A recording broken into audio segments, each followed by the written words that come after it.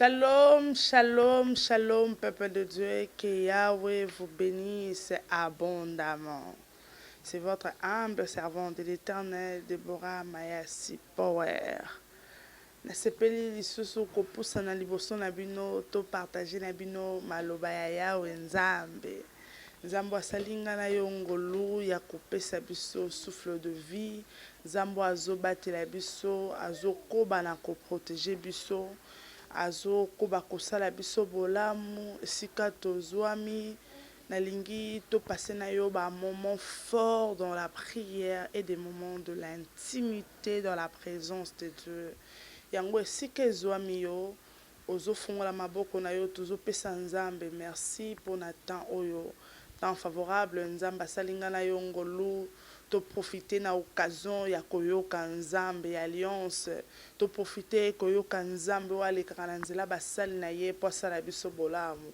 Le Dieu de la Bible on a tiki moment ya parole na présence na yo sala libota no bolamu pe faveur grâce et accompagner biso dans le nom puissant glorieux de Jésus-Christ de Nazareth. J'en sais prier. Amen. Lelo nazolobela sur Abraham. Ma Bible me dit dans Genèse 3 Kolo azolobala Abraham. Alobina Abraham sort dans la maison de ton père, je te bénirai.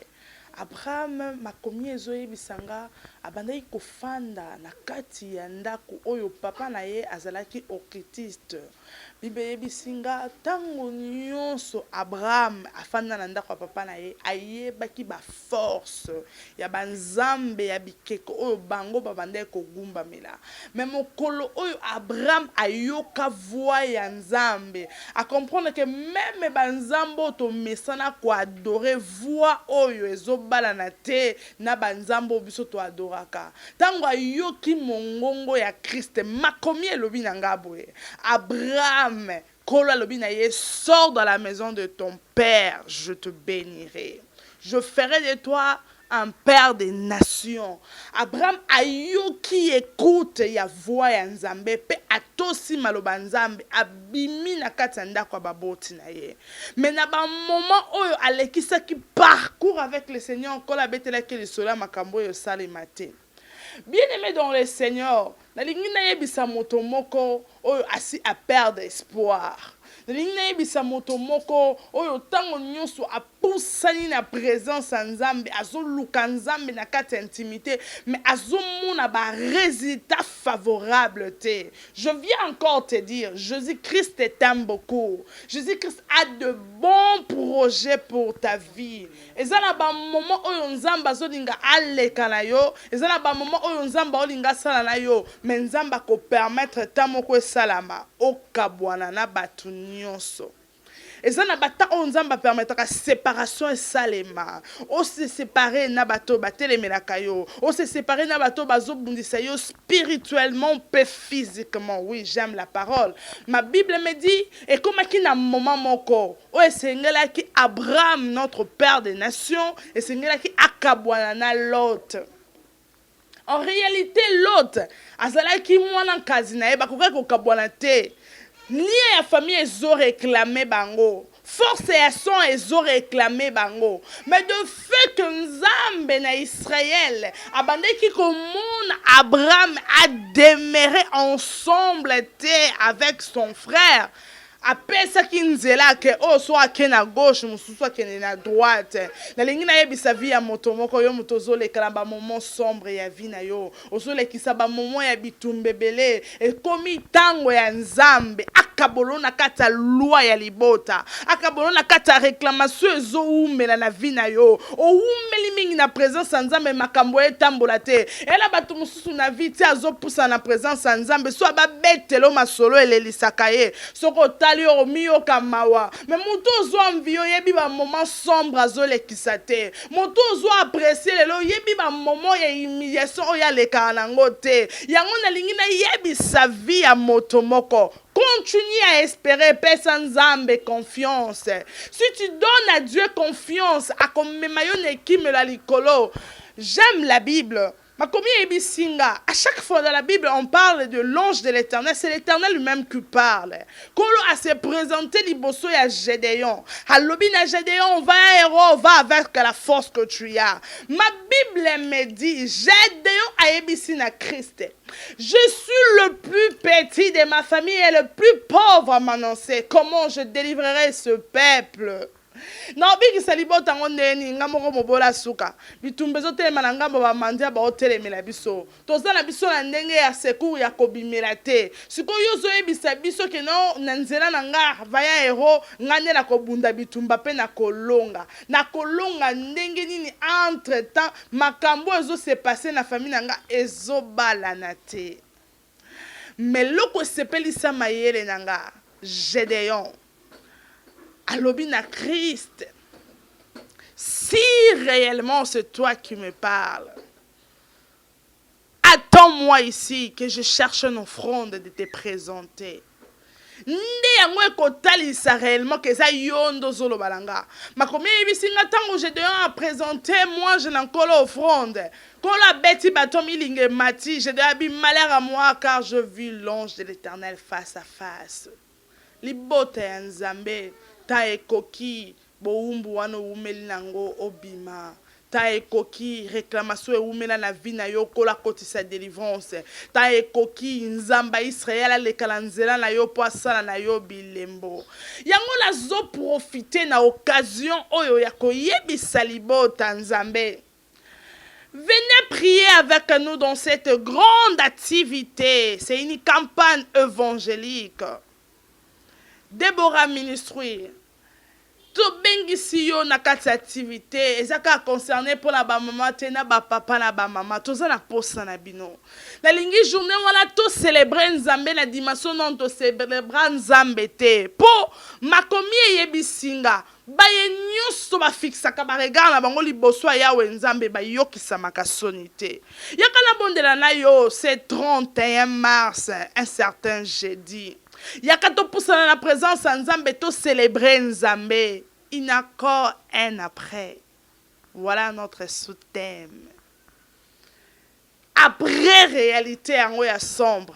Après réalité en ya passi. Après réalité en ya ba moment sombre o ezotelema. Nzambe lobi nanga na kabona na famille. Nzambe lobi nanga na kabona na ba réalité sombre. Nzambe lobi nanga na kabona na ba réclamation ezobundisanga. Après cet événement, ni ne ko poussa na pene nanga. Yakato expérimenter Nzambe na ba moment fort.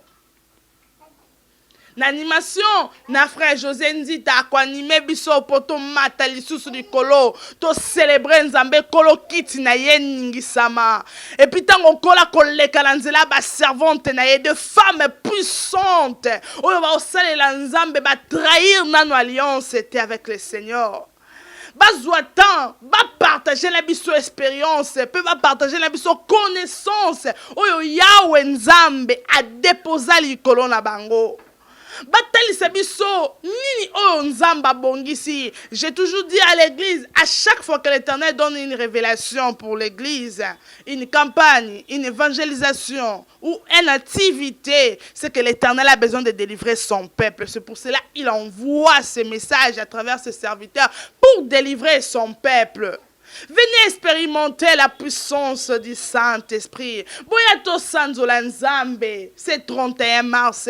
Yakato célébrer Nzambe. To matane kim la likolo. Yeswa me mabiso na badimaso akani liboso na biso. Pe tobi kabilembo Nzambe. Nazo ebisa motomoko asili makasi, a désespéré, aza son espoir te. Azo yeba bisika okimela te. Oza na secours te. Ne bato suba lobaka. Biso na famille biso toza biso na likundi te. Biso na famille biso toza na biso na ba député te, biso na famille na biso za biso na ba magistrat te, na famille na biso ngamoko ka ndengai. Donc mutu na mutu a dépendre na ndenge na eli kunze muninga zalaka te, eza problème te, mais Nzamba ko leka pe na nzela na yo akomi solidaire à libota. C'est possible au sala makambo yo reva na Nzambe. C'est possible Nzamba memone kimi la likolo. C'est possible que Nzamba traiter alliance na yo. Na lingi na ibisa libota Nzambe ta Nzambe koki batuba comprendre où sont de vrais prophètes, de vrais serviteurs. Oh, ba trébiché na nous alliance c'était. Oh, ti bazo sa Nzambe, na nous batengamite. oyo bazosalela nzambe nanu bakimi mosika ya bonzambe te bato comprendre réellement ke tosalelaka nzambe mpe ta ya nzambe ekoki tomona évolution na mobimba nango. Je t'invite nazo invité yo yaka expérimenter puissance ya Saint-Esprit. Zambo aza au rendez-vous apesaka bana na ba stérile.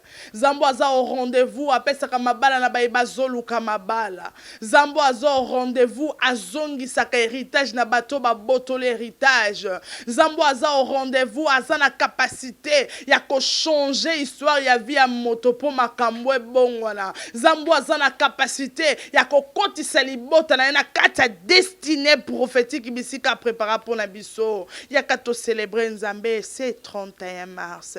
Venez expérimenter la puissance du Saint-Esprit. Le Dieu de la Bible sera là au rendez-vous. Il y a qu'à te célébrer Yahweh Nzambe. Mutumso tunativita ngweza wapi. Na kata mbinza ozone.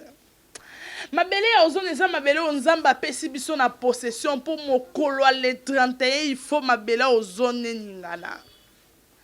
Même bakoko bango mo bayebi ke non mabele o nzamba sa apesa ngo na basali na ye activité o ekoleka na kime nyonso nzamba kozala au rendez-vous yaka to expérimenter nzambe na mbinza ozone na bato baza bakota limete lemba bato bazo utama tete bato baza bakota likolo tango komi kaka na victoire. Ozui taxi o ezokende magasin kitambo na magasin kitambo babisi ya pompage nzela maeze belé bato musu bazo buta ipene bayeli na ndenga ipene bazui DGC tango akomi na DGC bazui taxi ezomima bango na brikine pompage tango ozokoma kaka na brikine omona salle de fête chez Bibi omona déjà panneau na biso eza ya kotelema wana o comprendre que non activité eza na kati esika oyo boya to expérimenter nzambe boya to célébrer Yahweh nzambe boya to glorifier nzambo akozala au rendez-vous akosala biso bolamu à partir déjà il y a 15h30 venez expérimenter la puissance du Saint-Esprit tellement animateur baza ebele ya katobine la nzambe to yoka nzambe na mobimba lango pe Yesu aza au rendez-vous asala libota na ebolamu que le Dieu de la Bible vous bénisse ezana batumsu batuni motuna tozana posa to contacter maman poto yeba adresse bien toto benga numéro ni ekozala wana pot emema biso ti na kati activité peut-être to robosa na adresse. Notre numéro est le 089 78 42 815 089 78 42 815. Le Dieu de la Bible sera là au rendez-vous. Que Yahweh Nzambe apambola biso, que le ciel vous bénisse. Merci beaucoup. Abonnez-vous sur notre chaîne, cliquez sur la cloche de notification pour ne rien rater de nos publications.